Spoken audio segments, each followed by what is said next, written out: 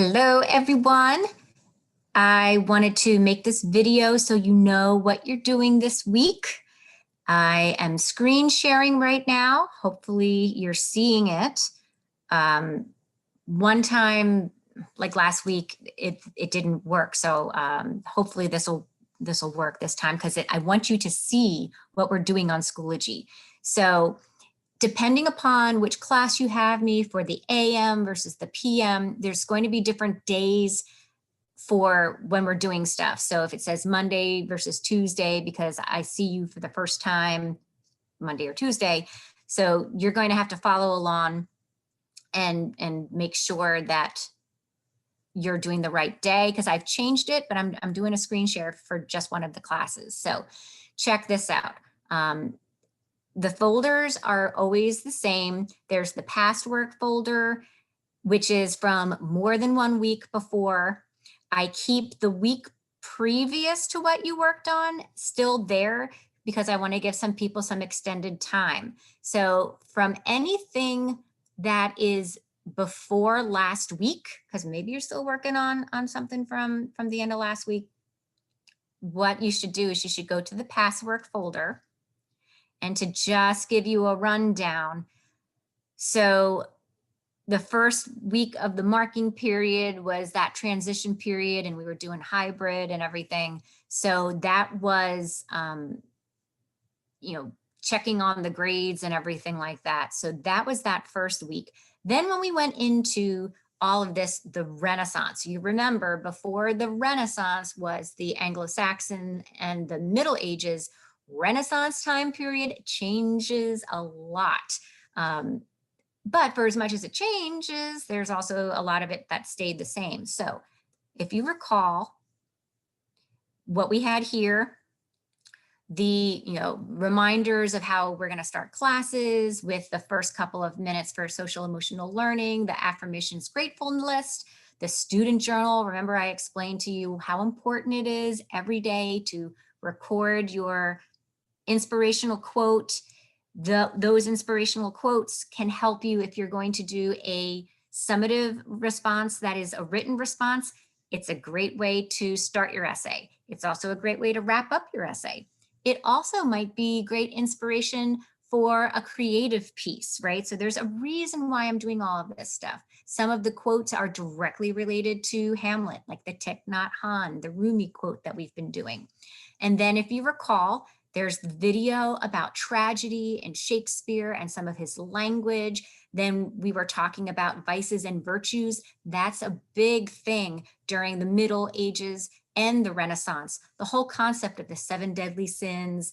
There's nothing good nor bad, but thinking makes it so, says Hamlet. And that's really important to keep in mind is, depending upon the level of something that you invite into your life, a little bit is good, but if you do it to excess, that virtue becomes a vice.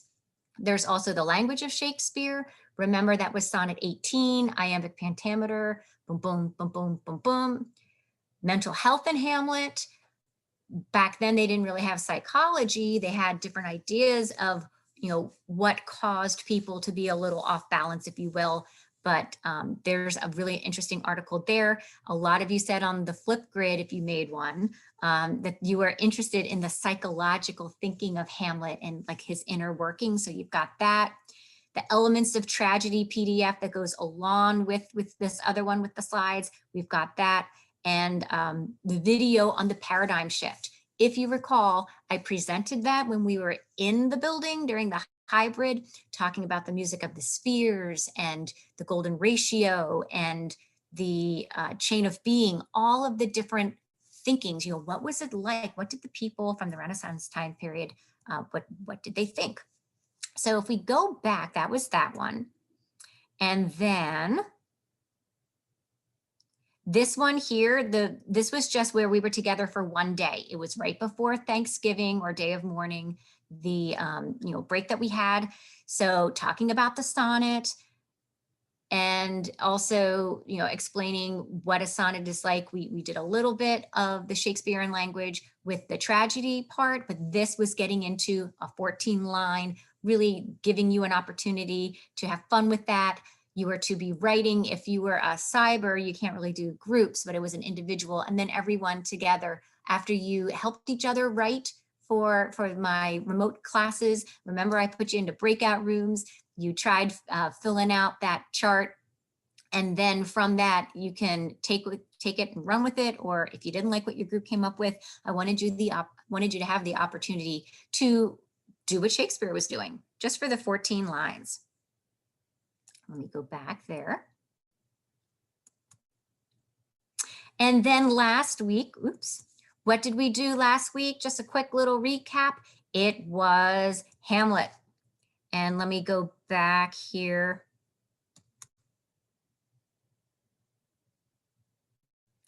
Let me, that's actually this week, but I want to go back to what we did last week. Come on, you can do it. Week by week. Here we are. There we go. So here we are. What did we do last week? Well, you have the play, you have a link to the film. There's Act 1, thinking about the language. Act 1 is actually, there's a lot of funny stuff in there. There's a lot of double meanings. I broke it down. I made the film for you. And then we watched the film together. Remember, depending upon if you're an A or B, morning, afternoon, these days are going to be slightly different. I had you watch a rap, and how does that different type of language help underscore some of the meaning? We had Act 2. The breakdown with that was specifically about surveillance. And then if you remember, we had those screenshots of the different mise-en-scènes, all the things that went into the screen. When you are doing a film versus doing a play, you have a lot more things that you could be working into a film than a play. And remember, we were also talking about how the actors make the choices. Do you agree with the way they said the lines? How did they build the setting, being set in 2000 in New York, as opposed to the medieval times in Denmark? All those different choices. Again, no right or wrong answer. It's more about when you're thinking about the Renaissance time period and Shakespeare and how they're translating it into today. What do you think works? What do you think is kind of a little like where the director maybe dropped the ball a little bit? So you're just engaging in all of those different themes and topics. And now if we look to the current week, again, depending upon A or B cohort, Act 3 is talking about gaslighting. Act 2 is about surveillance, who's watching who's spying on one another, collecting all this data. And Act 3 is let's use that data against people to make them think that they've lost their mind. Hamlet has lost his mind, or has he? He told people, hey, just so you know, I'm going to act a little strange so I can find out what's going on with my uncle. So don't really, don't believe it. He said that to two of his friends, if you recall. But now you're wondering, okay, has he really lost his mind? What about Ophelia? All these other people, Claudius, he's saying stuff. The mom, she doesn't see the ghost. Other people saw the ghost, so we know the ghost exists. Is she pretending not to see the ghost? So Hamlet is thinking he's lost his mind. Ophelia was told, oh, guess what? I loved you. Psych, no, I didn't love you. Get thee to a nunnery. Claudius is saying a prayer, knowing or not knowing that Hamlet is overhearing him. And then we realize that he didn't really mean the prayer that he was saying. And is it all about just saving his soul, literally, or just all that stuff that's going on, right? So this week, we're finishing the play. We're finishing the film. We're doing that through Act 4 and 5 this week as well. It says right here, that's when we're finishing Hamlet, depending upon A or B cohort. And then we've got the human condition. Now we're putting everything together. And you're going to make a submission by either the end of this week, if I see you 3 times, or by Monday, if I only see you 2 times, so I can give you a little extra time for those people here.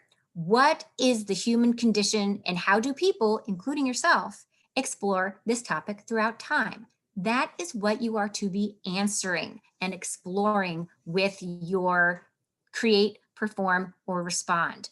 All right, so no matter what you're doing, you're answering that question. You go in here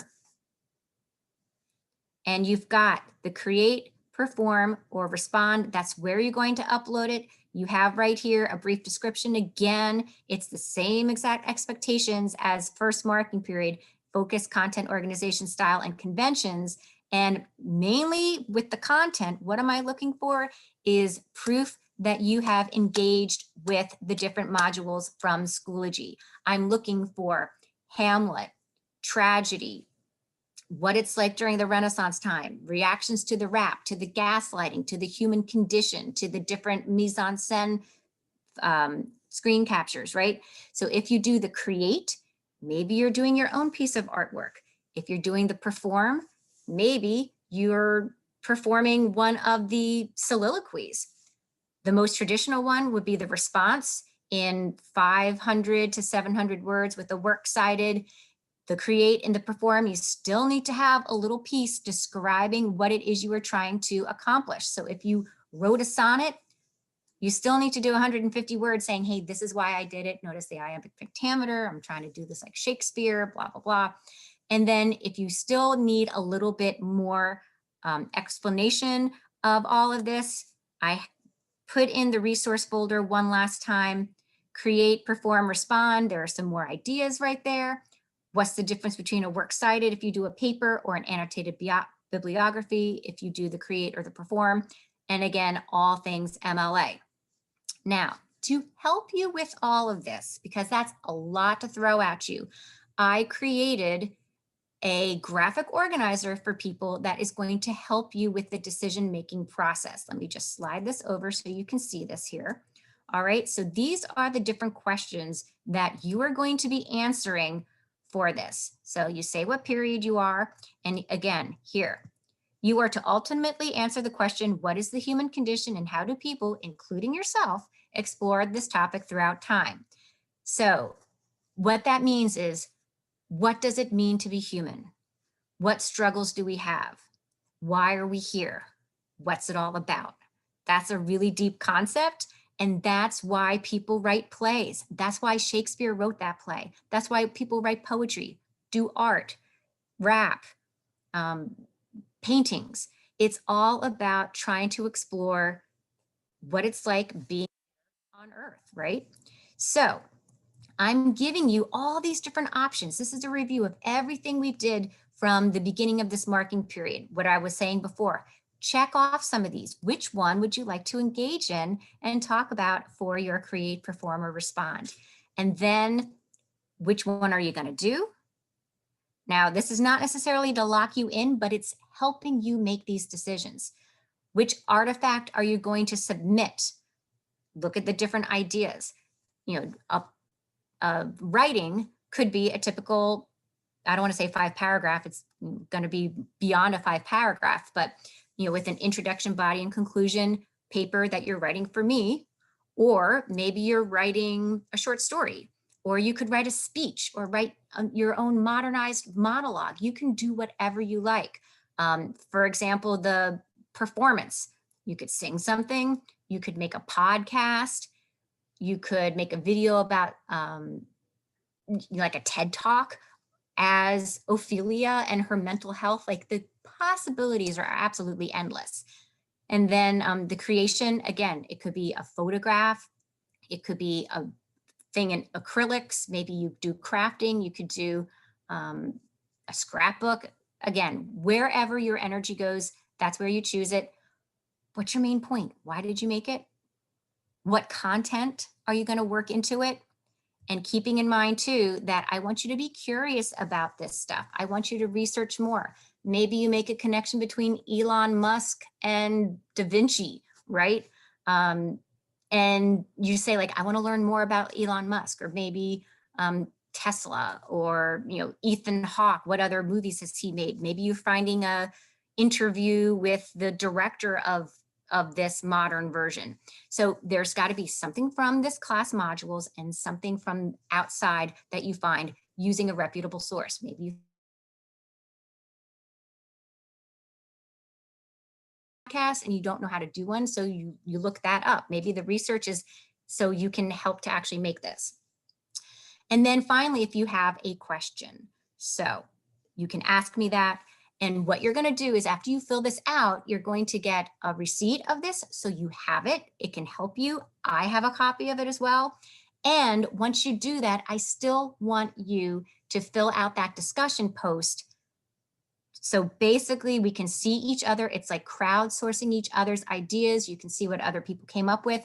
And what I am committing to is by Wednesday, you need to upload this Google Doc or Google form. I'm going to look at them all. You're going to remember also put them, the basic summary of what you filled out in the discussion post on Schoology. I'm going to look at them all because if you do that discussion post by Wednesday, Monday or Thursday morning, I'm going to look at them all and I'm going to give you some feedback, even if it's just like, looks great, sounds good, can't wait. Or maybe I might say something like, ooh, that sounds like a really good idea. You might want to try this. I'm going to give you suggestions and I highly suggest you take me up on them because that's how you can feel confident that you're on the right track. So I know I gave you a lot of stuff, a lot of information there. I'm uploading this video so you have it.